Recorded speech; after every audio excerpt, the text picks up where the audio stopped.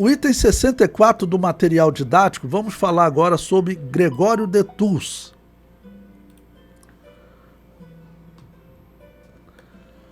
É o ano 591 da era cristã. Gregório, que viveu de 540 a 594, escreveu a obra História dos Francos. Então você veja como eles controlavam, né, a educação, acabavam também fazendo obras importantes, já que os bárbaros eles não tinham nem alfabeto, eles não tinham escrita, irmãos. Eles não tinham escrita. Os bárbaros, eles eram, por exemplo, como os nativos aqui do Brasil. Você sabe que o povo que vivia aqui no Brasil era dos mais atrasados da história. Eles não tinham escrita. Não tinham escrita. Então, os bárbaros eram assim. Os incas e os astecas, eles não tinham também uma escrita. Quem tinha mesmo eram os maias. Os incas e os astecas até faziam símbolos para representar alguma coisa mais escrita, que tivesse indicação de som. Isso eles não tinham. Os maias tinham, mas os maias foram extintos, segundo os historiadores, ali pelo ano 700, 800 da era cristã. Nesse período aqui, os maias existiam na América com a sua escrita. Os incas e os astecas ainda não existiam. A América era dominada pelos maias, que viviam ali na região central da atual Guatemala, né, e parte do México. Bom, coloquei o texto aí de um historiador, Everett Ferguson, que ele comenta o seguinte: mais tarde, os historiadores cristãos no Ocidente começaram a escrever a história dos povos germânicos, expandindo a incorporação feita por Salviano, a incorporação deles no governo providencial de Deus. Da mesma forma, Cassiodoro escreveu a história dos godos, atualmente perdida. Gregório de Tours, a história dos francos. Isidoro de Servilha, a história dos godos, vândalos e suevos. E o venerável Beda, a história eclesiástica da nação inglesa, concluída em 731. Compara-se o que Beda fez pela Inglaterra ao que Cassiodoro fez pela Itália, ao que Gregório de Tours fez pela França e ao que Isidoro fez pela Espanha. Dar ao povo local, no caso os germânicos, um sentido de identidade em relação ao seu lugar nos propósitos de Deus, transmitindo o método de aprendizagem clássica da Idade Média, colocando-se a serviço da Igreja, no caso católica, né? E fornecendo a base para uma nova civilização católica. Eu não chamo essa civilização ocidental, pelo menos principalmente nesse período, como cristã. É uma civilização católica, porque toda ela vai defender a guerra. Toda ela vai ser praticante de paganismo, como é até hoje, né?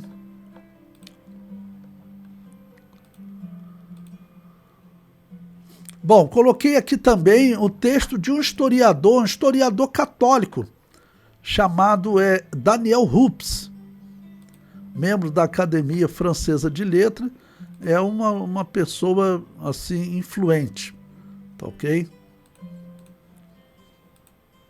Ele diz: Gregório de Tours afirma que a religião dos germanos era pouco conhecida. Era uma religião naturalista. O que é isso? Eles adoravam a natureza. A religião dos celtas, que é a religião pagã, ela adorava a natureza. Por exemplo, se vocês verem esse trabalho que ocorre de ecologia, vocês vão ver sempre símbolos celtas envolvidos. Na verdade, nesse trabalho de ecologia, existe o paganismo celta ali escondido. Vocês vejam, em novembro, está até fazendo, vai fazer 2 anos agora, dia 13. Em novembro, dia 13 de novembro de 2022, esses grupos, né, que trabalham pela ecologia, eles fizeram uma reunião de ecologia lá no Egito, e eles fizeram questão de ir lá no Monte Sinai e fazer um culto lá. Um culto de pedido de perdão à natureza. Na verdade, o mundo está sendo enganado. Eles estão praticando a religião de Baal, a religião dos celtas, que é a religião da natureza. Os cananeus, quando eles ouviam um relâmpago, eles diziam que era Baal falando. Ok? Eles cultuar Baal significava cultuar a natureza. E a religião bárbara era a mesma coisa.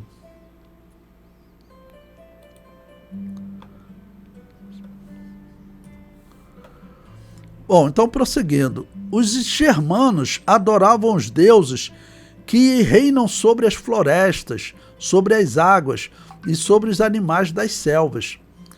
Por outro lado, tinham os seus ídolos, que alguns consideram grosseiras adaptações das divindades romanas e que deram muito trabalho aos evangelizadores.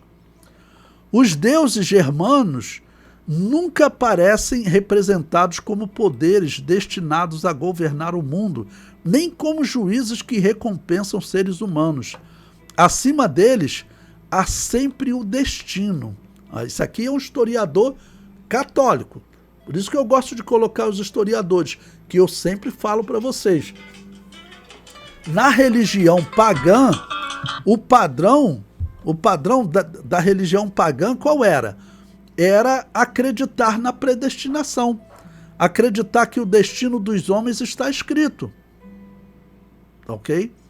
Esse é o padrão da religião pagã. Os romanos, gregos, celtas, cananeus, todos eles, podemos dizer, eram calvinistas. Agostinho de Hipona, eu falei isso para vocês na aula de Agostinho de Hipona e repito, Agostinho de Hipona, quando ele muda a doutrina da salvação do livre-arbítrio para a predestinação, na verdade ele está adotando a doutrina pagã, que é a doutrina do horóscopo. O horóscopo diz que o teu destino está escrito. Aí Agostinho de Hipona começou a defender a predestinação. É o quê? É o horóscopo. Os calvinistas não sabem, mas eles são pagãos, eles estão seguindo a doutrina do horóscopo. O historiador prossegue. No entanto, o que os germanos mais apreciavam numa divindade era a sua eficácia. O além era uma das suas grandes preocupações, e isso constituía já na sua alma uma abertura para o cristianismo. Aí ele dá aí historiadores que citaram isso, né? Um outro motivo que ele não fala que o cristianismo cresceu entre os pagãos, principalmente entre as mulheres. Por quê? Porque na religião dos germanos, dos bárbaros, só ia para o paraíso, ou para o lugar bom do paraíso, a pessoa que morria lutando. E as mulheres, era muito raro mulher que lutava. Não? Então, quando chegaram os pregadores, fosse ele de uma igreja anabatista verdadeira, ou fosse ele católico pagão, quando falava, né, que não, você não precisa morrer heroicamente para ser salvo, não, basta você aceitar o sacrifício de Jesus na cruz. Aí teve muitas pessoas, né, que acabaram aceitando, porque eles não iam morrer lutando, e aí nunca iria para o paraíso, Valhalla, como eles chamavam. Se vocês verem essa série dos Vikings, na temporada, ainda na primeira temporada, tem um homem, Ragnar Lothbrok. Quando ele se torna rei, aí aparece um senhor, né, um guerreiro já velho. Ele fala assim, olha, eu quero ir nas suas invasões. Aí todo mundo falou, mas você já com a idade avançada, o seu tempo da guerra já passou. Ele falou, olha, eu lutei a vida toda e ninguém me matou. assim eu vou morrer de velhice, eu não vou para o paraíso, eu não vou para o grande salão, para Valhalla, para lá beber juntamente com Thor, com Odin.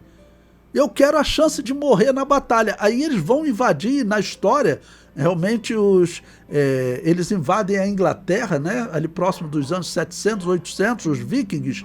Ele morre lá na guerra, numa guerra, tá ok? Ele morre na guerra. E eles fazem o sepultamento dele com maior alegria. Quando ele foi atingido que ele vai morrer, ele morre com maior alegria, porque agora ele iria para o paraíso. Então era uma religião, vamos considerar, louca, né? E assim muitas pessoas acabaram aceitando o cristianismo, mesmo sendo o cristianismo pervertido dos católicos.